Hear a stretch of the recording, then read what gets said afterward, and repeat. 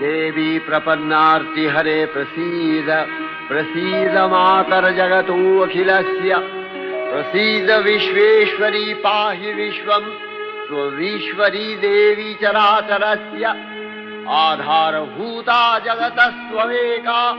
महीस्वरूपेण यतः स्थितासि अपां स्वरूपस्थितया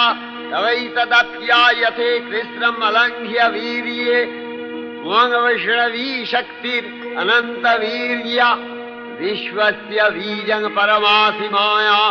सम्मोहितं देवि समस्तमेतत् त्वं वै प्रसन्ना भुवि मुक्तिहेतुः विद्या समस्ता तव देवि भेदा स्त्रियः समस्ता सकला जगत्सु तवैकया पूरितमम्बयैतत् का ते स्तुतिः सद्य परापरोक्तिः सर्वभूता यदा देवी